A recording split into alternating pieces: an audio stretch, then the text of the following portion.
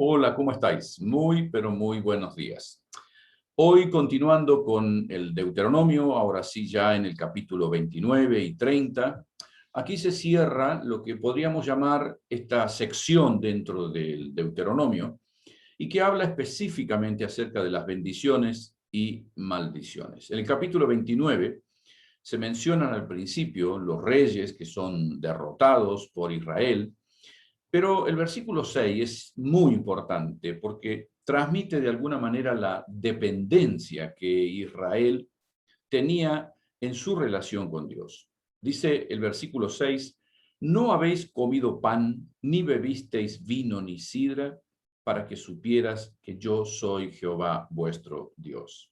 Si Dios le está diciendo literalmente, o sea, se mantuvieron, hicieron esto, hicieron aquello, hicieron lo otro, pero no pudieron tener esto porque yo no se los quise dar. ¿Sí? Como para que Israel supiera realmente de dónde provenía su bendición. Israel existirá como nación mientras mantenga su pacto de obediencia con la ley de Dios. Antes de esta situación, cuando Israel peca, lo vamos viendo en más de una oportunidad en la Escritura, vendrían pestes, sequías, hambres y por último hasta el destierro. Y esto lo encontramos en algunos capítulos más adelante, cuando llegamos a los libros de Reyes y Crónicas, donde se ve literalmente Israel totalmente despojado de la tierra prometida por causa de su desobediencia. Los libros históricos nos permiten afirmar realmente que la dureza del corazón de Dios, de Israel, perdón, delante de la voluntad de Dios, es la que abrió la puerta a las maldiciones que allí estaban escritas, ¿sí? Desde el versículo 11 al 13 se ve una especie de exhortación a nivel individual, pero también a nivel congregacional, como para todo el pueblo. Dice, vosotros todos estáis hoy en presencia de Jehová vuestro Dios, las cabezas de vuestras tribus, vuestros ancianos, vuestros oficiales, todos los varones de Israel, vuestros niños, vuestras mujeres, tus extranjeros que habitan en medio de tu campamento, desde el que corta la leña hasta el que saca agua. Es decir, no faltaba nadie, todos estaban presentes escuchando esto. Para que entres en el pacto de Jehová tu Dios y en su juramento que Jehová tu Dios concierta contigo, para confirmarte hoy como su pueblo, para que Él te sea a ti por Dios de la manera que Él te ha dicho, como lo juró a tus padres, Abraham, Isaac y Jacob. Toda la nación debería identificarse con Dios, ya que era inconcebible de alguien que dijese que se identificaba con el Dios de Israel y no sirviera al Dios de Israel. En los versículos 18 y 19, son versículos realmente muy actuales, por así decir. Dicen, no sea que haya entre vosotros varón o mujer, o familia, o tribu, cuyo corazón se aparte hoy de Jehová nuestro Dios, para servir a dioses de otras naciones. No sea que haya en medio de vosotros raíz que produzca hiel y ajenjo, y suceda que al oír las palabras de esta maldición, él se bendiga en su corazón diciendo, tendré paz, aunque ande en la dureza de mi corazón, a fin de que con la embriaguez quite la sed. Muchos cristianos que caminan con Dios en tiempos de necesidad, cuando son bendecidos por Dios, luego le dan la espalda a Dios tomando precisamente esta actitud. Ya tengo lo que quería, puedo seguir haciendo lo que me parece, seguiré mi comunión con Dios como a mí me parece. Y la realidad es que, tal como lo dice la Escritura, terminan peor que antes de la motivación que les llevó a buscar a Dios. Mucho antes esto fue de alguna manera establecido, profetizado por Cristo. Él dice en Mateo capítulo 12, cuando un espíritu maligno sale de una persona, va por lugares áridos buscando otro que esté abierto a recibirlo, pero sin encontrar. Entonces luego dice, volveré a la casa de donde salí. Y cuando llega, la encuentra desocupada, barrida y arreglada. Y luego va y trae otros 7 espíritus más malvados que él y entran a vivir allí.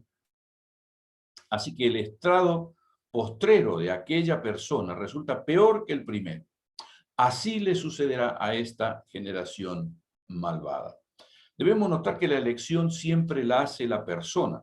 Al igual con todos los consejos del Deuteronomio, están direccionados a poner en relieve la responsabilidad individual. Cuando alguien da la espalda a Dios y cree que de alguna manera, bueno, yo puedo seguir mi relación con Dios como a mí me parece, de la forma en que yo lo siento, indudablemente la Escritura es contundente. El estado de la persona llega a ser peor que antes de comenzar su recorrido con Dios. Por eso nos encontramos con que termina el capítulo 29 con un versículo que cubre absolutamente todas las expectativas, no solo del pueblo de Israel, sino que es muy útil para nosotros. Porque la verdad es que cuando uno estudia la Escritura, descubre paulatinamente que si bien vamos conociendo más cosas, también se va abriendo todo un mundo desconocido. ¿Por qué? Porque Dios, yo digo siempre que Dios es como el mar, ¿sí? Cuanto uno más va en lo profundo, más cosas descubre. Y de hecho, hay lugares en los océanos a los cuales el hombre nunca ha tenido acceso y nunca lo tendrá, ¿sí? Es decir, podrá llegar hasta ahí, pero estamos hablando no de algo creado por Dios, sino de Dios mismo. Es imposible que cualquier ser humano pueda pretender llegar a conocer todo de Dios. Por eso, el Deuteronomio 29:29, cuando usted no sepa algo de la Biblia, recuérdese de ese versículo y ahí va a encontrar la respuesta. Es un versículo fantástico. Y en más de una oportunidad, cuando alguien me pregunta sobre algo y yo no lo sé, le digo, mira, vamos a ver qué dice la Biblia, pero si no tengo una respuesta, también la Biblia me da una respuesta.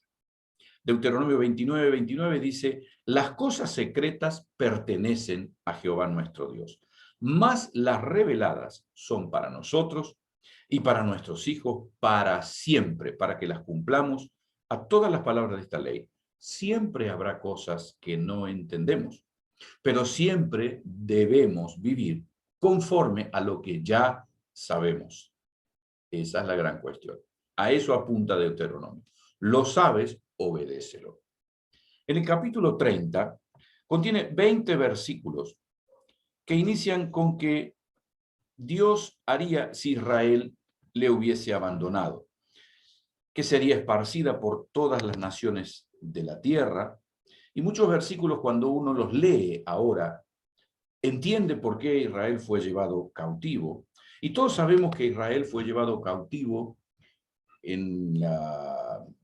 como lo vemos en los libros de Reyes y Crónicas.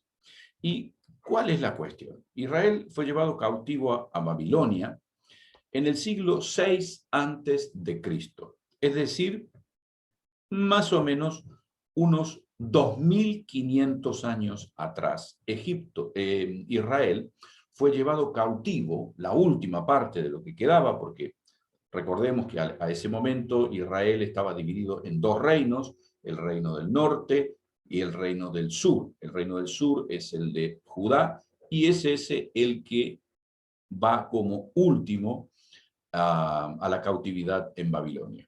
Es decir, Israel es llevado en el siglo 6, 500 y tanto antes de Cristo, 570 y algo, no recuerdo ahora el número, y va, pero nunca más puede establecerse como nación dentro de la tierra prometida. Hasta el año 1948, de nuestra era, obviamente.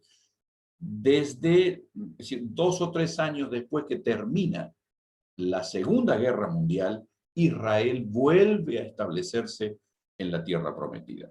Es decir, Dios le había prometido, si ustedes no obedecen, van a ser esparcidos por todas las naciones de la tierra. Eso sucedió hace 2500 años. hace escasos 70 años, 80 años, Israel pudo volver a la tierra prometida.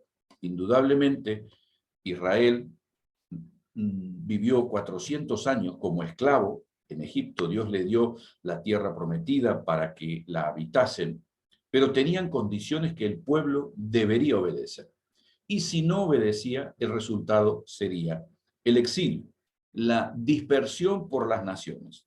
¿Sí? Esto debería llevarnos a reflexionar, debería ayudarnos a comprender nuestra necesidad imperiosa de descubrir que todo pecado cometido tendrá una consecuencia, sí o sí. Dios apela a la reflexión y a la madurez del pueblo. Dice el versículo 11 del capítulo 30. Porque este mandamiento que yo te ordeno hoy no es demasiado difícil para ti, ni está tan lejos. No está en el cielo para que digas, ¿quién subirá por nosotros al cielo y nos lo traerá y nos lo hará oír para que lo cumplamos? Ni está al otro lado del mar para que digas, ¿quién pasará por nosotros el mar para que nos lo traiga y nos lo haga oír? Dios está usando una ironía enorme en este aspecto. ¿Por qué? Porque nada de lo que Dios nos pide es imposible para nosotros. Dios nunca nos pide que volemos.